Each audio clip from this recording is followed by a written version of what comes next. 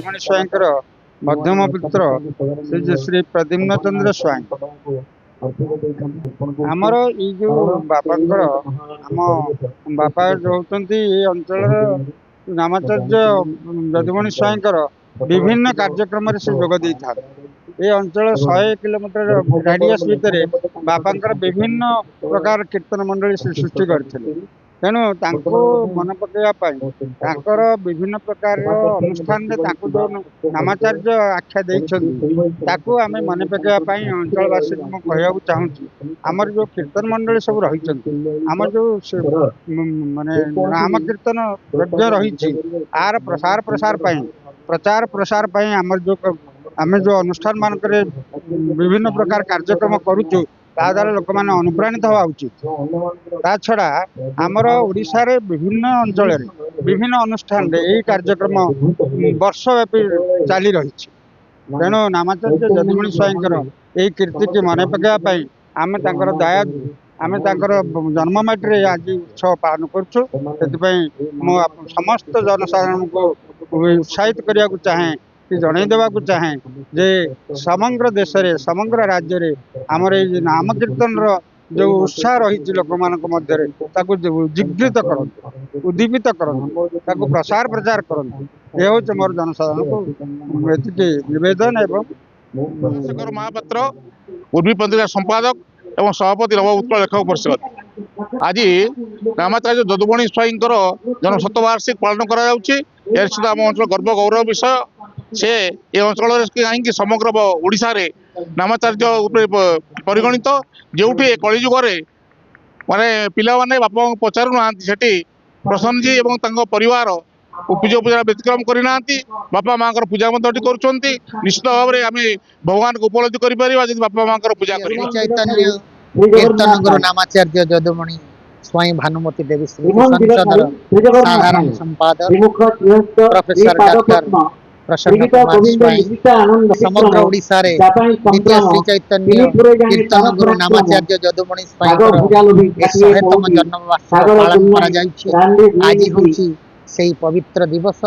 ସେହି ପରିପ୍ରେକ୍ଷୀରେ ଆଧ୍ୟାତ୍ମିକ କବିତା ପାଠୋତ୍ସବ, କବି ସମ୍ମିଳନୀ ଏବଂ ସମଗ୍ର ଓଡ଼ିଶାର କୀର୍ତ୍ତନ ମଣ୍ଡଳୀ ମାନଙ୍କୁ ଏଠି ରାଜ୍ୟସ୍ତରୀୟ କୀର୍ତ୍ତନ ସାରଥୀ ସମ୍ମାନରେ ସମ୍ମାନିତ କରାଯାଇଛି। ଦ୍ୱିତୀୟ ଶ୍ରୀ ଚୈତନ୍ୟ ନାମାଚାର୍ଯ୍ୟ ଯଦୁମଣି ତାଙ୍କର ଦୀର୍ଘ 50 ବର୍ଷ ଯେଉଁ କର୍ମମୟ ଜୀବନ ହରିନାମର ପ୍ରଚାର ପ୍ରସାର ପାଇଁ ସମଗ୍ର ଓଡ଼ିଶାରେ 108 କୀର୍ତ୍ତନ ମଣ୍ଡଳୀ ଗଠନ କରିଥିଲେ।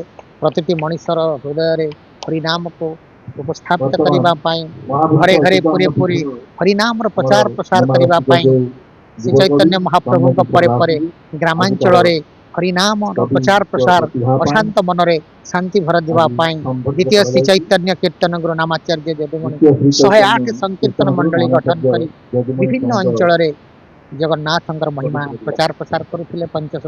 ପଞ୍ଚସଖା ସାହିତ୍ୟକୁ ପ୍ରଚାର ପ୍ରସାର କରୁଥିଲେ। ଶ୍ରୀ ଜଗନ୍ନାଥ ମହାମନ୍ତ୍ରର ଅଷ୍ଟପ୍ରହରୀ ଚତୁର୍ଥ ପ୍ରହରୀକୁ ପ୍ରଚାର ପ୍ରସାର କରିକିରି ମଣିଷ ଜୀବନକୁ ଜଗନ୍ନାଥମୟ କରି ଗଢ଼ି ତୋଳିବା ତାଙ୍କର ଲକ୍ଷ୍ୟ ଥିଲା। ଆଜି ହେଉଛି ଦ୍ୱିତୀୟ ଶ୍ରୀ ଚୈତନ୍ୟ କୀର୍ତ୍ତନ ଗୁରୁ ନାମାଚାର୍ଯ୍ୟ ଯଦୁମଣି ସ୍ୱାଇଁଙ୍କର 100ତମ ଜନ୍ମ ଉତ୍ସବ ପାଳନ କରାଯାଉଛି। ସାରା ଓଡ଼ିଶାରେ ସାହିତ୍ୟିକମାନେ, କବିମାନେ, ଭକ୍ତମାନେ, କୀର୍ତ୍ତନ ମଣ୍ଡଳୀମାନେ ଏକତ୍ରିତ ହୋଇ ଏ ପବିତ୍ର କାର୍ଯ୍ୟକ୍ରମରେ ନିଜକୁ ସାମିଲ କରିଛନ୍ତି। ନାମାଚାର୍ଯ୍ୟ ଯଦୁମଣି ସ୍ୱାଇଁଙ୍କର ସ୍ମୃତିଚାରଣ ଚାଲିଛି।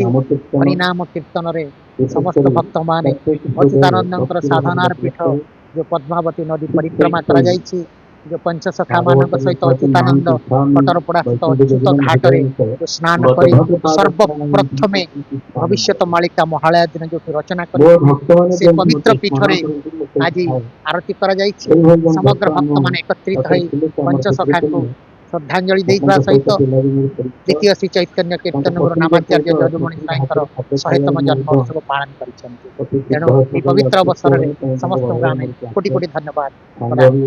ଜୟ ଜଗନ୍ନାଥ, ଜୟ ଜଗନ୍ନାଥ, ଜୟ ପଞ୍ଚସଖା। ଆମ ଅଞ୍ଚଳ ସାହିତ୍ୟ, ସଂସ୍କୃତି, ପରମ୍ପରା ଏବଂ ଧର୍ମରେ ଏତେ ସମୃଦ୍ଧ ଯେ ଏଠି ପ୍ରତିଦିନ ପ୍ରତି ମୁହୂର୍ତ୍ତରେ କିଛି ନା କିଛି ଘଟି ଚାଲିଥାଏ।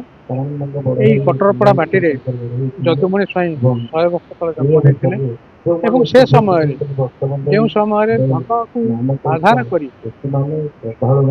କିଛି କାର୍ଯ୍ୟକ୍ରମ କରାଯାଉଥିଲା ସେ ଆବୋରି ନେଇଥିଲେ ସଂକୀର୍ତ୍ତନ ନାମ ସଂକୀର୍ତ୍ତନକୁ ଏବଂ ପରବର୍ତ୍ତୀ ସମୟରେ ତାଙ୍କର ଜୀବନଯାତ୍ରା ଭିତରେ ସେ ଏହାକୁ ପ୍ରାଧାନ୍ୟ ଦେଇଛନ୍ତି ଏବଂ କେବଳ କଟରପଡ଼ା ନୁହେଁ କଟକ ଜିଲ୍ଲା ନୁହେଁ ସାରା ଓଡ଼ିଶାରେ ଏବଂ ଓଡ଼ିଶା ବାହାରେ ନାମ ସଂକୀର୍ତ୍ତନର ପ୍ରଚାରର ଯେଉଁ ମହତ୍ତ୍ୱ ଗୁରୁତ୍ୱ ଏବଂ ବିଶେଷ କରି ଆଜିର କଳିକାଳରେ କଳି ଯୁଗରେ ତାହା ସେ ଅନୁଭବ କରିଥିଲେ।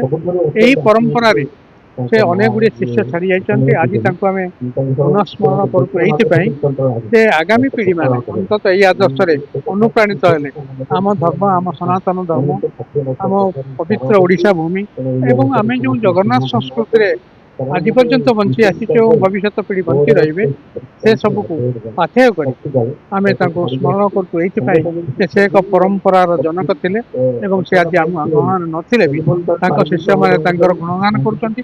ସେଥିପାଇଁ ଆମେ ଆଜିର ମୁହୂର୍ତ୍ତରେ ତାଙ୍କୁ ପ୍ରଣାମ ଅର୍ପଣ କରୁଛୁ।